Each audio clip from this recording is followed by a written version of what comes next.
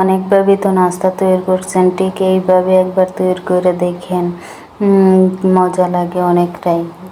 Hello, আসসালামু আলাইকুম। সবাই কেমন আছেন? আশা করি আল্লাহর রহমতে সবাই ভালো আছেন। আজকে তৈরি করে দেখাবো একটা সন্ধ্যার নাস্তা, 3 পিস আলু দিয়ে আর 3 পিস রুটি দিয়ে। ঘরে যদি 3 পিস রুটি থাকে আর 3টে আলু থাকে তাহলেই নাস্তাটা বানিয়ে নিতে পারেন। আলুটি আমি চিকন করে কেটে নিতেও পারবেন, এইভাবে করে নিলেও পারবেন। 3টা আলু এইভাবে আমি করে নিলাম। তারপর আলুটা ধুয়ে নেব, ধুয়ে নিয়ে আরেকটা পাতিলে লয়ে নিলাম। এটার ভিতরে দিয়ে দিব পেঁয়াজ কুচি, কাঁচামরিচ কুচি, ধনিয়া পাতা কুচি।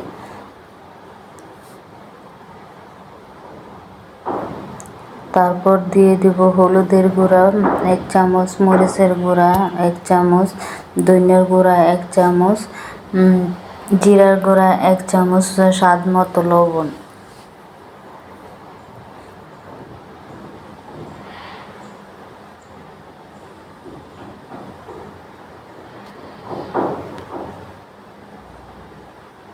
আদা বাটা 1 চামচ, মরিচ বাটা 1 চামচ। পরোটাটা আপনি মিষ্টি দেখে জালটা একটু বেশি দিবেন। এটি এখন হালকা পানিতে ভিজিয়ে চেপে নেব, চেপে নরম করে এটির সাথে মিশিয়ে নেব ভালোভাবে।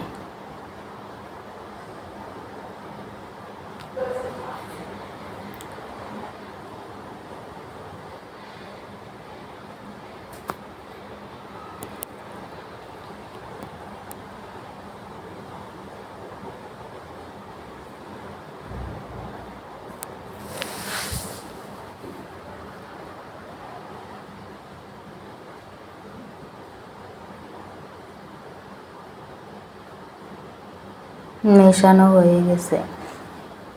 তার ভিতরে আপনারা চাইলে অল্প কয়টা চাউলের গুঁড়ি দিতেও পারবেন, আবার অপশন না দিলেও চলবে। আমি দিছিলাম, আপনারা চাইলে দিতেও পারবেন, না দিতেও পারবেন। তারপর কড়াইয়ের ভিতরে তেল দিয়ে বসায় দিলাম। হাতে তেল দিয়ে একটু এটা দিয়ে যে কোনো শেপ দিয়ে এখন তেলে দিয়ে দিব। তেলটা কম গরম থাকতেই দিবেন, বেশি গরম হলে পুড়ে যাবে।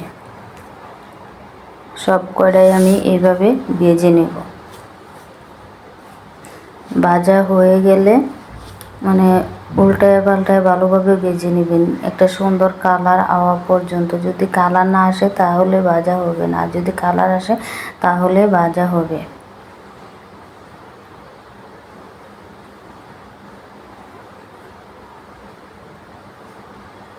আমার ভাজা হয়ে গেছে, এখন তুলে নিব তেলেতে তুলে রেখে দেব।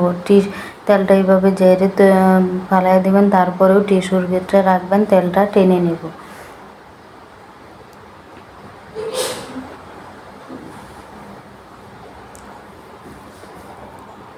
সব কয়টাই আমার ভাজা হয়ে গেছে।